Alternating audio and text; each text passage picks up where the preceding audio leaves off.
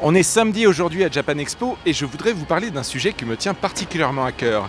Il s'agit des associations et des fanzines. Oui, les fanzines, c'est des petits fascicules de BD amateurs ou semi-pro qui permettent de découvrir de jeunes talents. Et les associations, eh bien, ce sont ces gens qui donnent beaucoup de leur temps pour vous faire découvrir de nouveaux univers et pour vous faire ressentir la passion. Et ça, c'est une des composantes majeures de Japan Expo.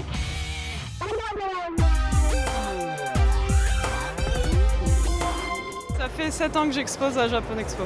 Je tiens pas ce stand seul, je le tiens avec mon ami et compagnon de dessin qui produit des dessins avec moi. Nous on fait vraiment que des travaux originaux, on a développé plusieurs univers. Il y a un univers qu'on a en commun qui s'appelle Taijitu et qui donc est un univers de science-fiction on va dire, mais il y a aussi d'autres univers, donc un projet qui m'appartient, un projet qui lui appartient. Et on essaye vraiment de présenter ça au public et de faire découvrir ça au plus grand nombre.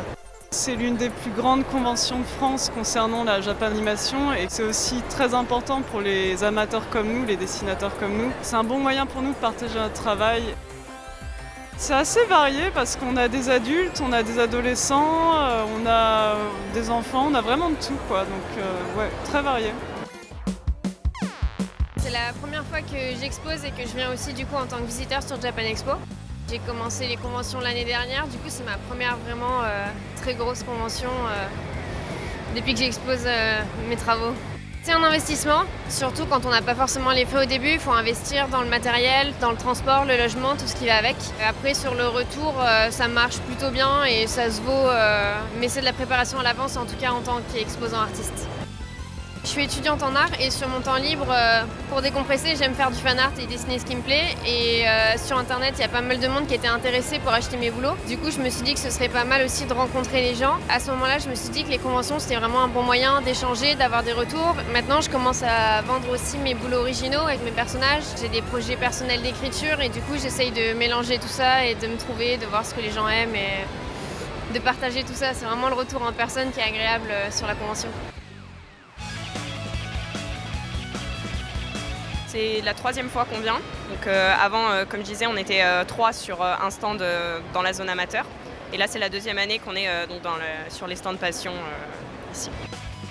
La différence principale, c'est le fait qu'en amateur, on peut mettre des prix que jusqu'à 12 €. Donc ici, ça nous permet, par exemple, moi je vends des originaux, donc ça me permet de pouvoir vendre ces originaux-là. Moi je fais surtout de l'illustration, donc il y a beaucoup de prints et un petit peu de quelques artbooks et fanzines. J'ai un univers plutôt fantasy, j'aime bien l'heroic fantasy, Tolkien, etc. Et puis j'aime bien la mode aussi, du coup j'essaye de mélanger un peu ces deux choses-là, avec beaucoup de couleurs. Moi j'aime les fleurs et les filles, donc je ne fais que des filles avec des fleurs, voilà. Il y a des fleurs aussi sur mon stand partout. Et pareil, c'est plus de l'illustration, je fais pas de bande dessinée, je viens de l'animation à la base, donc j'aime bien faire des trucs relaxants, juste du dessin comme ça, pour Japan Expo et les autres conventions. Moi je suis assez présente sur les réseaux, donc c'est vrai que ça arrive souvent que des gens viennent me dire je suis passée parce que je connais ton Instagram ou je connais ton Twitter. Il y a des gens qui découvrent. Après je pense que c'est assez varié en fait.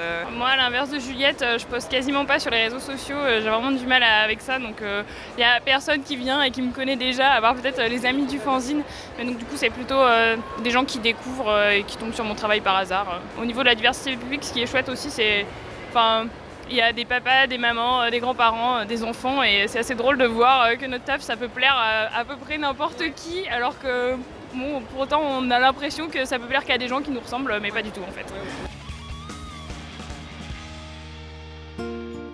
C'est ma troisième année, avant j'étais en stand amateur et après l'année dernière j'ai commencé à être en stand passion à Japan Expo et là c'est ma troisième année du coup en tant que stand exposant à Japan Expo.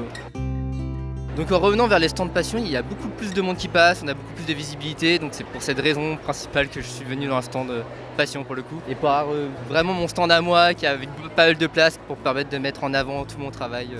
Je suis très inspiré par la culture manga ou animation en termes de design ou de style de personnage et j'utilise souvent des couleurs qui sont très très pop et je dessine beaucoup de filles et je suis également beaucoup inspiré par le fashion design, ce genre de choses pour mes dessins. J'ai une partie qui me connaissent depuis quelques années du coup grâce aux réseaux sociaux, Instagram, Facebook, ce genre de choses, Tumblr, Twitter. Mais sinon j'ai beaucoup de gens qui viennent et qui s'intéressent à mon stand.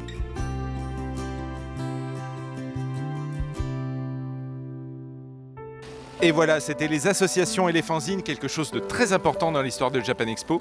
Mais ce n'est pas fini car on a encore plein de choses à voir samedi. Et demain, il y aura dimanche.